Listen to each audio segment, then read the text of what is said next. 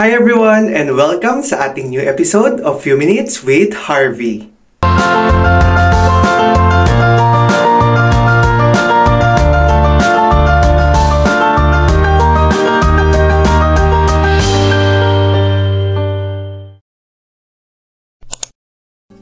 Good morning guys! So today is our day 6 here in Switzerland.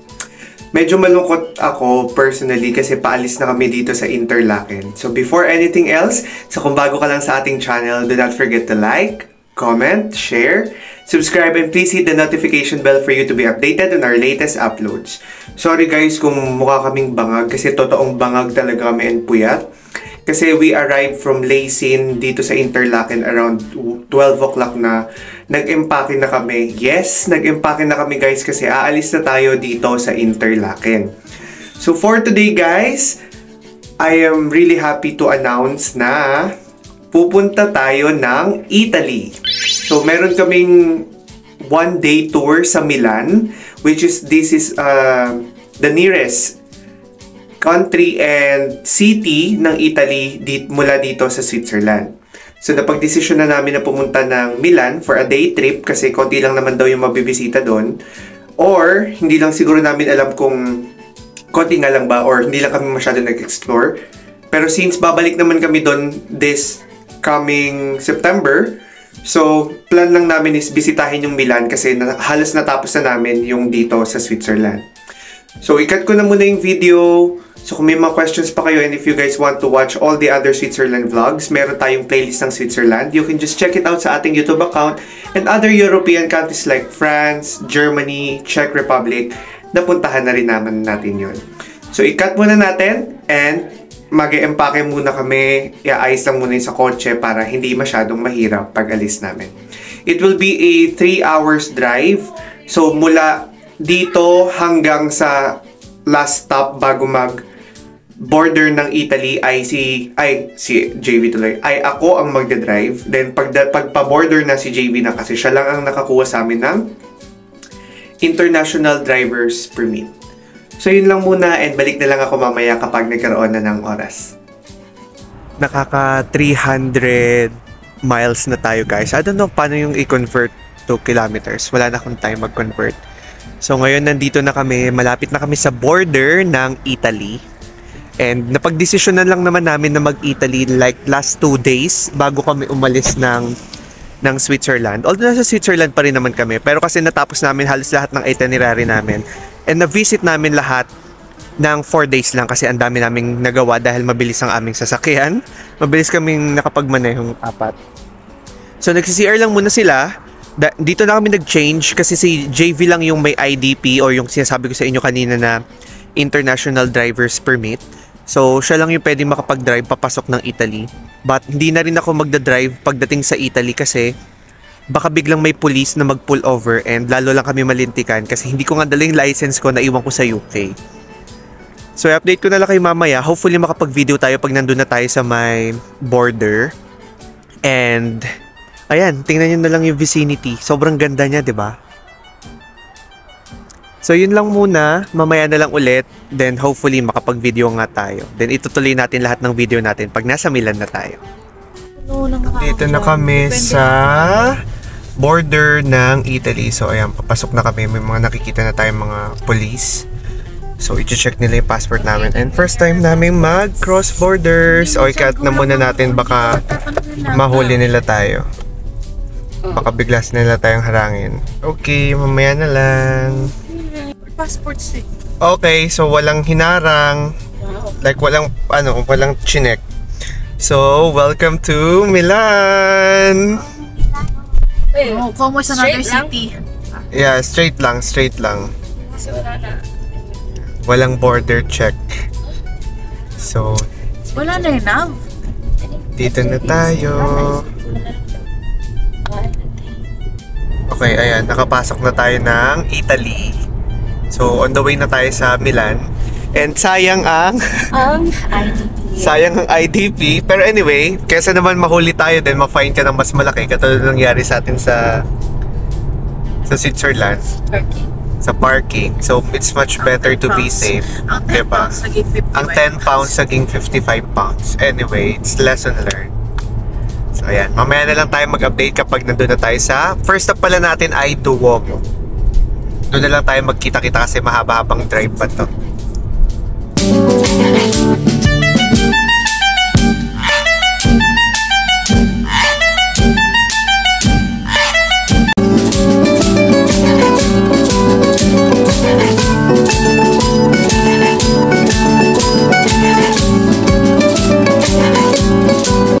Am I following this? Yeah. Guys, nasa Milano na kami. Pero hindi kami... Right. Right here. Ayan, may parking. Doon, diretso. Ang problema namin ngayon, yung paghahanap ng parking. Yeah, you go right. Huwag mo lang bubungguin yung kotse. Like this? Yeah, like that way. Yeah, Or right. that way? That right. Ayan na yung... Yeah, that right. Yes. Hindi, pwede. Ayan no, nakalagay. Hindi ka na pwede mag-go now kasi nag-red na. Any. I thought I'm following this. No, this is the Duomo. We're looking for the parking. Na-stress ka na? Oh. O, huwag ka alis. Huwag ka lilikod, may ambulansya. Atras na naman siya. Okay. So, andun lang sa kabila yung Duomo. Nakita na namin. Hindi lang namin siya mabigyan ng focus kasi Mag-i-stop na yung mga tao. hindi kami makahanap ng parking. Nasa Italy na po kami guys ha. Kanina sa Switzerland na po kami like 3 hours ago. Okay, mamaya na lang. Maghanap na lang muna kami ng parking. Wait. Finally! Ang mga Wonder Pets ay nasa Milan na. Nakahanap na kami ng parking kaso 4 euro per hour. So kailangan namin bilisan. Kaya namin malugmok. Pero ang plan namin kasi iwan na doon yung kotse. Magtatram na lang kami para hindi mahirap sa parking. Kasi yun yung magiging problem. So gusto rin namin matry yung public transport para complete yung experience natin. Diba? So now, pupunta na muna kami ng Duomo and then dun sa mall. And we will reenact some scenes from Milan movie ni Piolo at saka ni Claudine. Abangan nyo yan sa ating Facebook. At maglalagay din tayo dito if magbe-video naman sila. Cut muna natin kasi alam naman natin marami magnanakaw dito sa Italia. Diba? Italia. Nasa Italia tayo, guys! Okay, cut na muna natin. Guys, alam niyo yung sa Milan, actually sa Milan kami, yung movie na Milan, yung mall, kung saan umikot si Piolo. Dito na kami guys sa Duomo. And nandito sa right side namin yung church. So for sure magpipicture kami. And hindi natin nakalain na from Switzerland, mapapadpad tayo ng Milan. Grabe. Pakita ko sa inyo montage. Sobrang ganda. Wow. Tanggalin ko lang ako ah.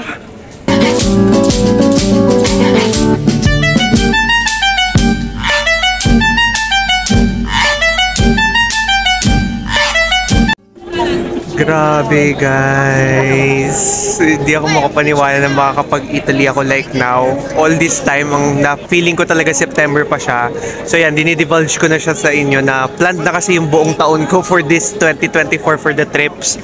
And plan talaga namin is September siya puntahan. Pero luckily, sobrang lapit lang namin sa Switzerland. Now, although it's not so malapit, like 300 miles. Pero grabe, narating namin yung Milan. And ito na yung mga spot na napanood. Actually, pinanood pa namin siya sa Switzerland, yung movie ng Milan, para lang makover ulit yung mga scenes ni Piolo at ni Claudine. Uulitin namin. Tatry nating videohan dito. Grabe, ang ganda ng Italy. Lalo na siguro pag nag-roam tayo next year, no? This September.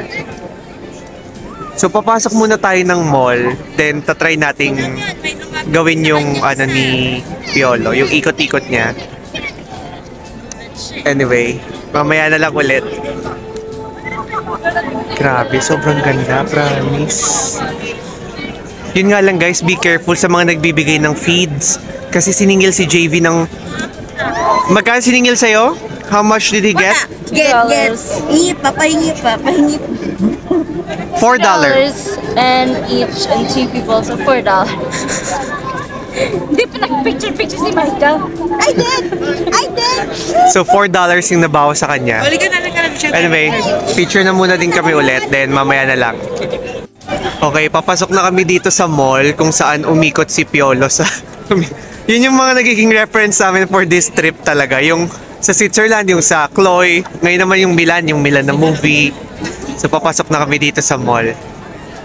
So, yung 2004 Milan reference natin. Then, gagayahin natin yung mga ginawa nila dun sa scene kapag kaya natin. Kapag di tayo mahiya. So, kailangan natin ng lakas ng loob.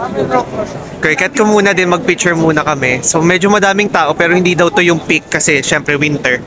Mas madami pa daw pag summer. Grabe, ang ganda. Wala ka nang masabi kundi maganda. Okay, cut ko muna dito. Then lipat lang ako dun sa iPhone para sa pictures and Instagram reels ko. Nandito na tayo sa loob ng mall na puro mga designer brands. So, montage ko sa inyo. Then gagawin natin yung ikot-ikot ni Piolo. Pero dito lang tayo sa gilid para hindi na masyado nakakahiya. Grabe, ang ganda niya, guys. May mga paintings pa, oh. Sobrang ganda niya. I-cut ko muna dito, then i-montage natin para makita nyo din.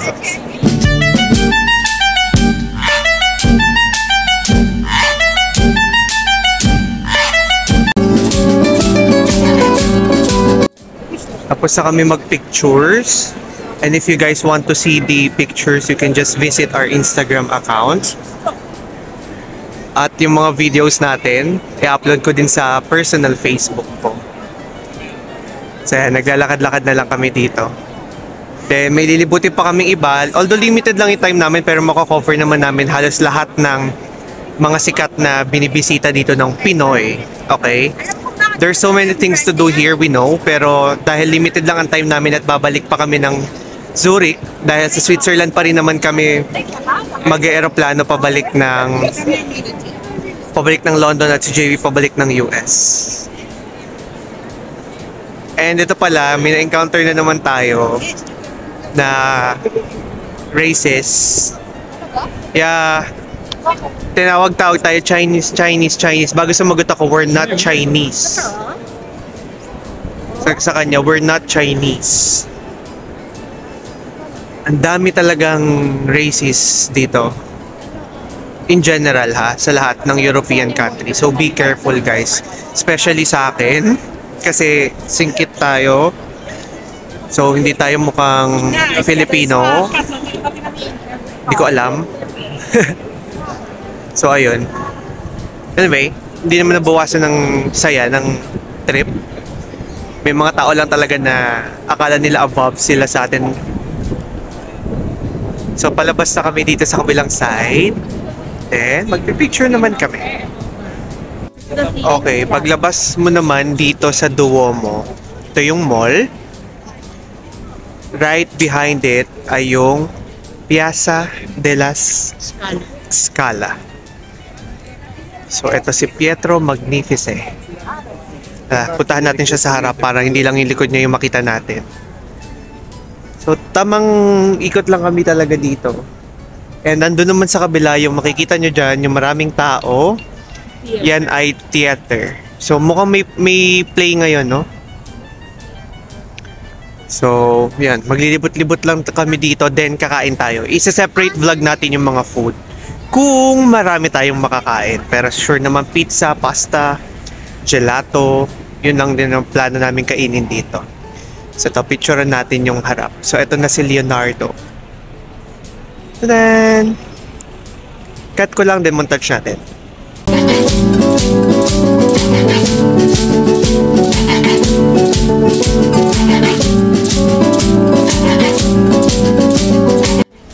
Sila na yung nagde-decide kung saan kakain. Ako sasama na lang ako kasi okay lang naman ako kahit anong food, wag lang isda. So nandito kami sa Spoon. Ito ay Legereza a forma di tiramisu. So ito yung sikat na tiramisu daw dito. According lang din sa mga search namin, guys. Malapit lang siya dun sa simbahan, tapat lang. Then pagkatawid mo, turn left. So ayan yung mga prices. I don't know kung nakikita nyo, 540 yung classic up until 640 euro yung Nutella. Siguro let's think kung ano yung masarap. Siguro pistachio ako. So pasok muna tayo, guys. Sana hindi tayo makopyright. Ano bibili nyo? What? That, yung ano lang? So, ayun yung mga choices, guys. So, order muna tayo. Okay. Nakabili tayo. Yung binili natin is hazelnut. Dito na ako tumitingin sa inyong dalawa, ha? Let's try. Ito yung tsura niya. Hazelnut. So, tikman natin. Always back. Masarap siya.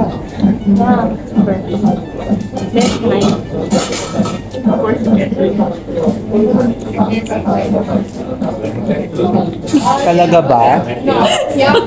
Sige na, pressure natin. Kakat ko na, mag-charge daw siya. What can you say about the tiramisu? It's too small. Too small, but it's too good, right? Too good. It was good. I didn't think I was gonna finish it, but I did. Sabi mo, maubos ba natin to? Then after a minute, wala na, ubos na. Kasi it's not too sweet. Yeah, yun yung masarap. Parang sakto lang. Yeah, hindi siya matamis, no? Yeah. I don't feel too full. So, meron na lang kaming ilang oras to spend in Milan. Then we'll go back to Switzerland para bumiyahe to London. Then ngayon mag-railway na kami para matry namin yung Cancel the flight. public transport nila. It's just right. So, ayun. Tingnan natin kung paano tayo makakabili ng ticket. So, ayan. Ay, sorry. Dalawa kami nagbibideo. Diana, bumili ka na. Naandar yung vlog. Ay, sorry. So, bibili kami. Ordinary or ticket? Max number 5. So, bumili lang kami. Ikaw, Sabay pumunta. JB, you buy your own? So you can pay your own? Okay. Okay, so bumili lang kami ng ticket. So, ganun lang siya, guys. Para mabilis, ganun lang yung gawin nyo. Yung, kung hindi naman kayo masyado magtatagal dito, like katulad namin, bili na lang kayo ng 1.5 hour na railway ticket na good for that hour. That is good for 1.5 hour. Then kapag kulang, you'll buy another one na lang. Kasi may mga pupuntahan lang naman kami na specific area. Hindi naman totally kami magstay for the whole day or for the next few days. So ito ang aming financer at ang aming bangko, ang taga-itinerary. Ayan na yung ticket sa baba. Tour guide. Okay, yeah, tour guide, jeep, maps, and etc. So, ito yung pinaka-ticket. 5.6. Okay. Ngayon ay nandito na kami sa Republika Station. Paparating na sa Republika Station. May nahanap kami na sikat na gelato. So, nag-avail naman kami ng 1.5 hour na unlimited. So, pupuntahan na namin siya. Ang vibe ng Italy ay parang Pilipinas. Madumi, masulasok, delikado. Hindi, joke lang. Normal naman yung mga graffiti na yan kasi sa London meron din naman. Diba po ni Kuya, oh? Oh, so nice to meet you daw. May bagong episode na naman tayo. I will give you happiness if you let me. McDo Switzerland 2024. Okay. Puro katarantaduhan na lang tong vlog na to. Siguro na-enjoy naman niyo yung view, no? Yan. Hayaan niyo lang ako magsalita dito. So, hanapin lang namin yung gelato nga. Then, balikan namin kayo mamaya. O siya, sige na. Baka manakawan pa ako. Hindi ko pa ito ma-upload. Andito na kami sa sikat na gelato. Dito sa may Republika. So, ang pangalan niya ay Gelsomina. So, dito kami bibili and dito muna kami siguro tatambay for quite some time. Videohan natin yung sa loob. Pero hopefully, yung song hindi ganun ka-popular. Para hindi tayo makapiright. Okay? Mamaya na lang.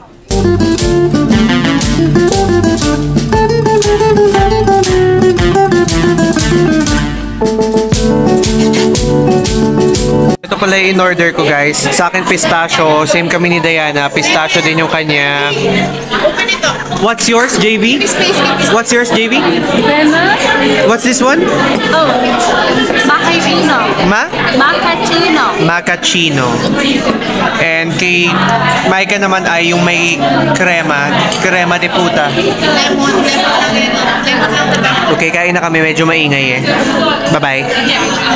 Pakalabas lang namin ng Gelsomina or Helsomina. Hindi ko alam kung paano siya i-pronounce, pero yun yung spelling niya. The food is pwede. Hindi pala siya gelato house, cafe pala siya, na sumikat kasi yan sa TikTok, so yun yung na-search. Masarap siya, pero hindi siya yung na-expect nating, yung boom, yung ganon. Yung wala, bakit yung ano ko, yung boom, yung ganong bang atake ng food. Ano lang siya, pwede na. For the price, okay lang din siya kasi 5 euro compared naman sa mga kinain namin sa Switzerland. Hindi siya matamis, pero yung perfect explanation ko is hindi siya ganun kasarap, pero hindi naman siya hindi masarap. So kumbaga parang pwede na, ganun. Ganun yung yung pinaka-verdict ko sa kanya. Ngayon pabalik na kami ng train station. Saan tayo pupunta, Diana? Navigli. Pupunta naman kami ng Navigli. So yun na yung last natin. Oh hindi, maaga pa eh. So maglilibot-libot muna kami. Kaya i-update na lang natin kayo kung saan pa tayo mapapadpad. And kapag sobrang haba na nung vlog, ikakat natin din ipa-part 1 and 2 na lang natin siya para maikli lang. Okay? Andito na kami sa may Navigli area. So ito pala ay parang food park, isang buong diretsyon na puro pagkain. So parang food trip talaga ang pinunta natin dito sa Milan. Since limited lang din yung oras namin, so hindi na rin namin talaga, yun lang yung pinuntahan namin, yung mga sikat na nandun lang sa center. And naghahanap lang kami ng makakain namin. So yun lang yung agenda namin for today. This is a very sponty trip to Milan.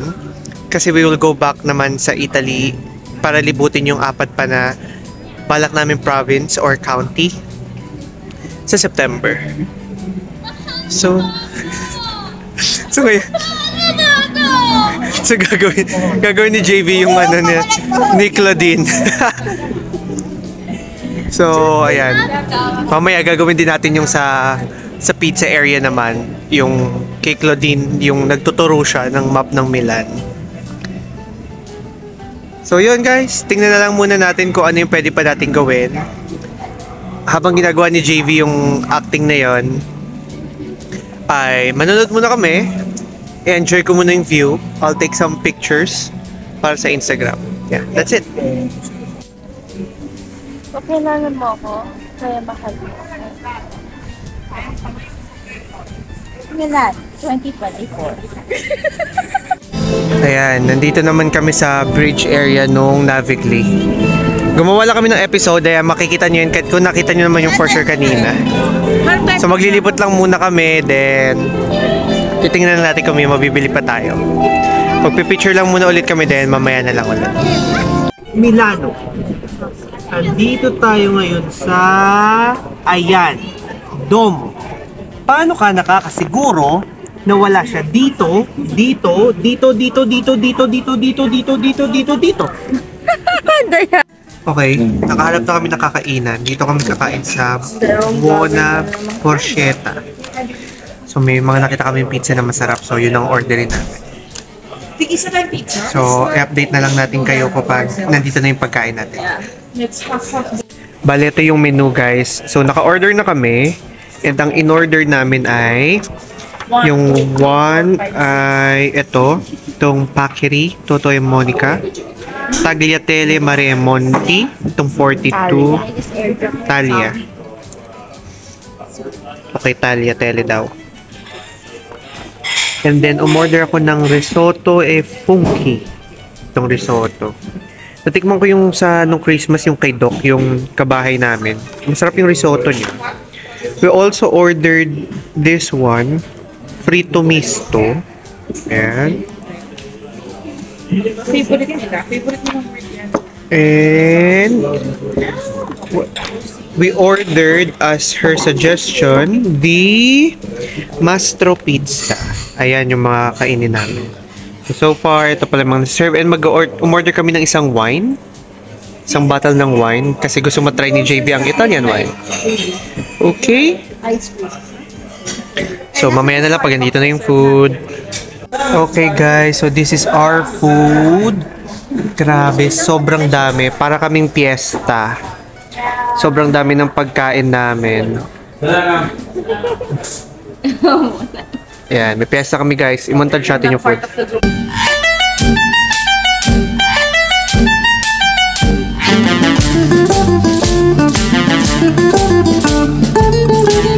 Kakatapos lang namin kumain and tingnan nyo guys. Kakain na naman kami. Hindi na kami natapos kumain. Gelato naman. Pero mukhang Guys, masarap siya. Iba yung space niya sa chan kasi tubig lang siya. Grabe.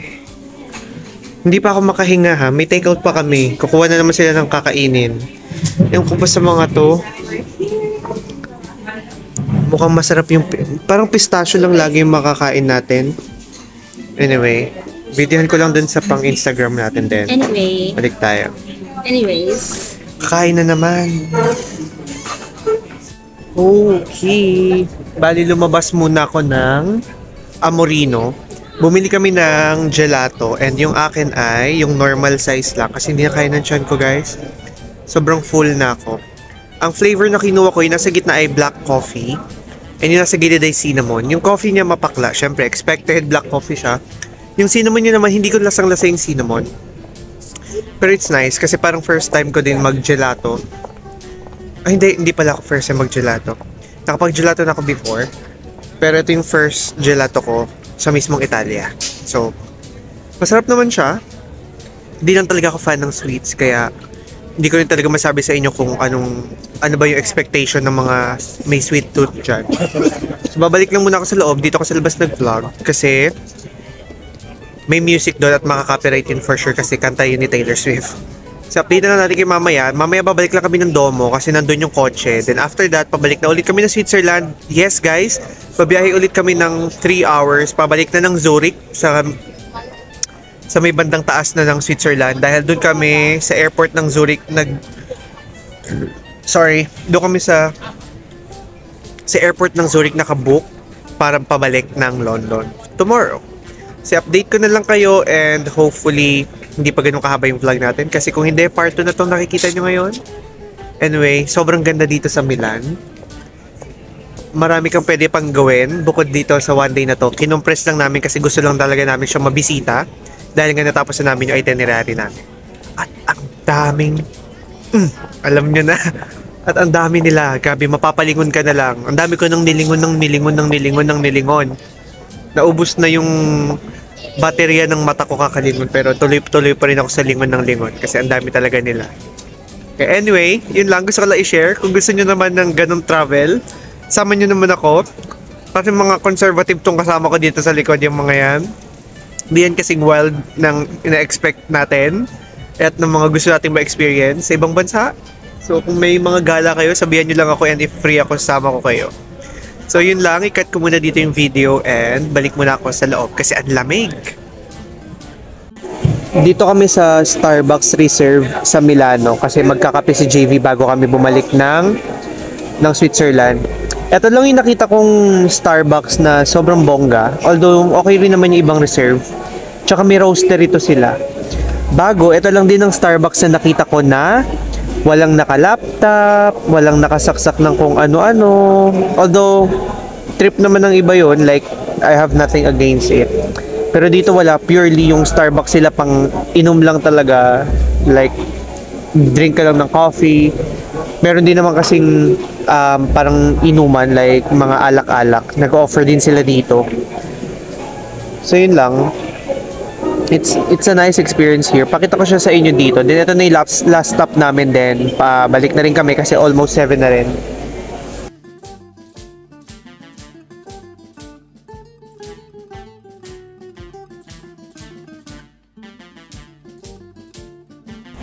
Ayan guys, kakalabas lang namin ng Starbucks Roastery and Reserve dito sa Milan, and I can say na isa yun sa pinakamagandang Starbucks na nakita ko all throughout my life. Hindi ako nag-coffee kasi I want to sleep. Ang problem kasi ngayon is kapag nagko-coffee ako, hindi ako nakakatulog. So as much as I want to, pero gusto ko magpahinga kasi pabalik na ako ng London tomorrow.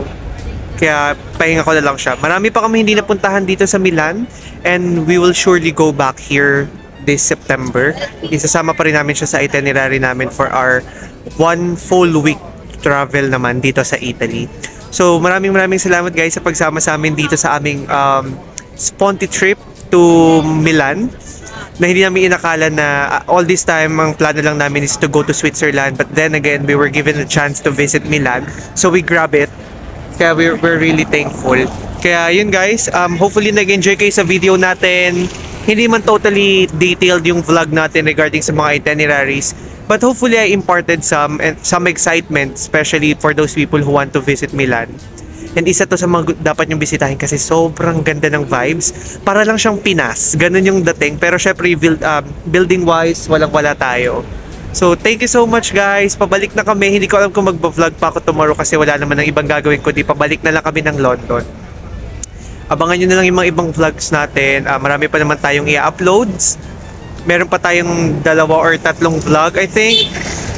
Then, for sure naman bago nyo to makita, dapat napanood nyo na yon. And if hindi man, nandyan lang yung Switzerland playlist natin para makita nyo. So, thank you so much sa pagsama sa akin ng full 6 days travel natin sa Switzerland and dito sa Milan. And thank you and see you again sa ating next travel vlog. Bye-bye! May pupuntahan pa tayo next month.